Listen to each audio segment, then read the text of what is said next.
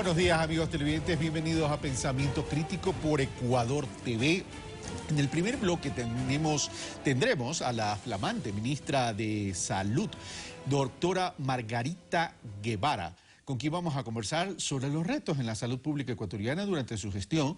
Y en el segundo bloque tendremos al presidente ejecutivo de la Federación Ecuatoriana de Exportadores, Felipe Rivadeneira, para hablar sobre el acuerdo comercial con la Unión Europea, a propósito que ya el Parlamento Europeo puso luz verde o dio luz verde a este acuerdo. ¿Cuáles son los retos entonces del sector exportador no petrolero ahora que ya es algo formal y que, por cierto, entrará en implementación a partir del segundo semestre del año 2016? Comienzo con la ministra de Salud, doctora Margarita Guevara, a quien le doy la bienvenida. Bueno, doctora Guevara, la felicito, ha sido designada ministra de Salud en el Ecuador. Y primero quiero preguntarle, ¿cuáles van a ser los retos en su gestión? ¿Va a haber un cambio en cuanto a la visión de la salud pública? Sí, muy buenos días, muchas gracias. Y uno de los retos muy grandes en mi gestión es la profundización de la transformación sanitaria en el Ecuador. ¿Esto qué significa? Trabajar y fortalecer todo lo que se ha venido haciendo y sobre todo en la implementación del modelo de atención integral de salud. Esto lo vamos a poder hacer trabajando en conjunto con la Red Pública Integral de Salud, es decir, con el ente rector que somos el Ministerio de Salud Pública y las instancias que están participando en este proceso, que es Fuerzas Armadas, el IES, la ISPOL, pero esto no se podría hacer sin la red complementaria, las instancias privadas que también son prestadores de salud a todo nivel. Contar con una infraestructura de salud pública es importante en cualquier país, pero esto conlleva a grandes inversiones. Pero lo cierto es que esas grandes inversiones se visibilizan en estas grandes infraestructuras. Pero en lo que hay que profundizar no es en la prevención, doctora. Sí, claro, ya mis antecesores trabajaron muy fuerte en esta área de fortalecer la infraestructura, fortalecer los equipamientos. Tenemos ya 20 hospitales construidos, 9 que están en proceso de construcción, centros repotenciados, 41 unidades nuevas, en fin, se ha repotenciado. Yo como médica quiero trabajar de la mano con el personal tanto administrativo como operativo y con un enfoque intersectorial en esta profundización de prestar los servicios con el enfoque que usted bien lo dice de prevención, basados en la estrategia de atención primaria de salud, que se lo mira a la salud no solamente con el enfoque de atención a la enfermedad, sino que el Ministerio de Salud respire a la salud, promocionando, educando a la ciudadanía con la coparticipación de la ciudadanía para tener y llegar a esa suma causa, es decir, a evitar la enfermedad. Le pregunto esto porque esto sería una estrategia para prevenir y liberar recursos y que pueden ser incluso orientados a seguir fortaleciendo la salud pública. Pero el tema es cómo se lo va a hacer, porque tenemos aquí un tema, tenemos lo rural y tenemos lo urbano, pero tenemos enfermedades cuyos indicadores se han disparado, enfermedades y realidades traumáticas, claro, como por ejemplo la muerte materna, por ejemplo el embarazo adolescente, por ejemplo las adicciones, por ejemplo el tema de las crónicos no transmisibles. Y tenemos la depresión. La depresión es un indicador muy importante en el Ecuador. Entonces, ¿de qué forma vamos a establecer una política de salud preventiva a efectos de evitar estas enfermedades y liberar recursos económicos que pueden estar orientados a lo social en otros temas? De hecho, no es que yo voy a empezar de cero. Esto se viene realizando. Lo que yo me comprometo es con ese ejército de 72,000 personas que tenemos como Ministerio de Salud Pública y el resto de la red pública y privada, las universidades, las federaciones, los colegios, todos quienes tenemos incidencia en la salud, a trabajar de la mano en la política pública que está establecida en este sector.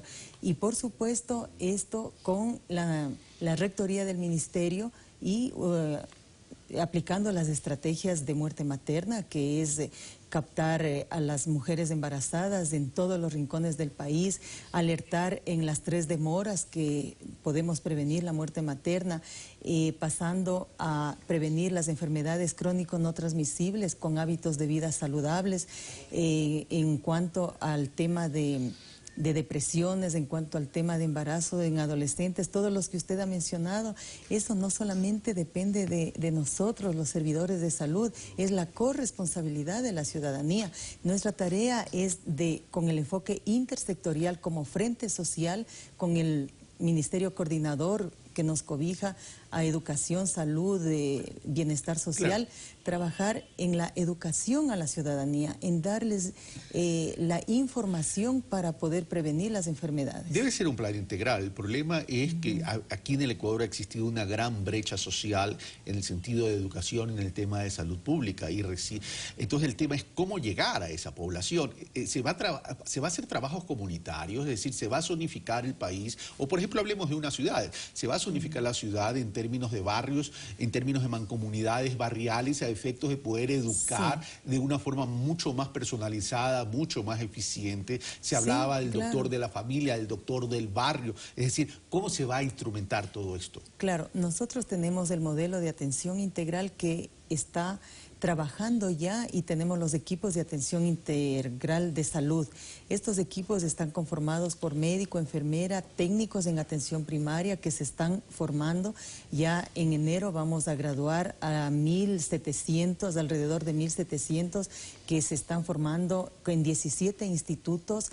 Este es un trabajo que se realiza con la CENESID y con el IESE porque son becarios y ellos nos han fortalecido a estos equipos de salud porque viven en las comunidades y son satélites que ellos saben la realidad de la comunidad y comunican a los equipos integrales, es decir, a los médicos, enfermeras, y se realiza un plan de atención y acuden a las familias. Manejamos las fichas familiares donde se capta no solamente a la familia en registro, sino que se hace una dispensarización, que es una estrategia de ver la enfermedad misma de la familia. Ahora, señora ministra, esa es la metodología. El tema es qué cobertura estamos dando, a cuántas personas estamos llegando. Bueno, nosotros como Ministerio de Salud tenemos una cobertura del 60%. Es decir, todavía tenemos un 40% restante. Claro. Eso se complementa con la red pública, complementaria y privada. Nosotros tenemos población adscrita a su pregunta que me hacía y estamos dentro de una planificación territorial con códigos estratégicos donde un equipo de atención atiende, sea en la zona rural, entre 2.000 y 2.500 familias. En la zona urbana, como hay cercanía para que los equipos se trasladen con mayor facilidad, podemos tener una cobertura de hasta 3.500, 4.000 familias.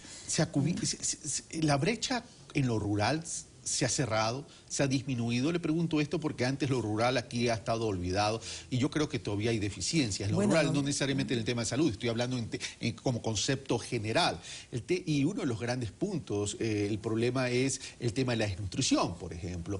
Le pregunto, en el tema rural, ¿se ha disminuido la brecha? ¿Y en qué tipo, si es que existe la brecha, la podemos cerrar? Sí, nosotros en lo rural estamos trabajando fuertemente y tal es así que queremos no solamente atender de la demanda espontánea, sino la prevención para la promoción. Para eso es que estamos inclusive formando a médicos familiares, alrededor de 464 médicos familiares que van a atender en centros tipo C o tipo B. Estamos trabajando en la zona rural. En la zona rural, en los centros ya repotenciados o construidos nuevos. Esto es importantísimo que la ciudadanía sepa porque nosotros estamos ampliando la capacidad resolutiva en la atención, es decir, atender en primer nivel de atención en la zona rural para evitar que se congestionen los hospitales y los hospitales sean la respuesta ya a una capacidad de mayor resolución. Porque antes, ustedes saben, y la ciudadanía madrugaba, hacer cola para curarse una gripe, para curarse una enfermedad que era resuelta y que ahora es resuelta en primer nivel. Entonces, A su respuesta le puedo decir que de las 8 millones que se atendía en el 2007, ahora tenemos un número totalmente grande, un porcentaje. Atendemos 40 millones de habitantes en el Ministerio de Salud, es decir que la cobertura ahí nos dice que está ampliándose. O sea, hay 40 más. millones de atenciones. De atenciones. No tanto, porque el 40 tiene millones 14 de millones atenciones. Son es 40 decir, millones de atenciones. un promedio de 3 atenciones por habitante Ya, al es decir, año. ha existido un incremento. Ahora, pero con base a ese incremento que fue de 12 o de 16 a 40 millones de atenciones en la actualidad, esto significaría entonces que podríamos correr el riesgo de que la infraestructura no alcance. El tema es, en los indicadores internacionales, ¿tenemos el suficiente número de camas por habitantes? Sí, el número de camas es de 2 por 1.000 habitantes, por 10.000 habitantes. Entonces, nosotros estamos con el 1.6 y estamos alcanzando con los 9 hospitales que estamos construyendo, entonces hemos prácticamente casi cubierto esa brecha que existía. 1.6 con toda la red, es decir, me refiero, sí. Salud Pública, Seguro Social, ISFA y privados. Sí, incluido la privada. Y antes teníamos una brecha gigante, ahora podríamos decir que en algunas zonas inclusive ya sobrepasamos el número de camas que necesitamos. Ahora, uno de los grandes déficits que tenía el Ecuador o que tiene el Ecuador es el tema de los especialistas. ¿Cómo estamos en ese tema y cómo vamos a cubrir ese déficit o esa debilidad? Claro, ese es un llamado para que los colegas entiendan qué es lo que el Ministerio de Salud Pública está realizando. Nosotros estamos ampliando la infraestructura y por ende el número de camas y necesitamos especialistas y subespecialistas. Tenemos en formación alrededor de 600 especialistas. Hemos captado con el programa Ecuador Saludable, Vengo por Ti.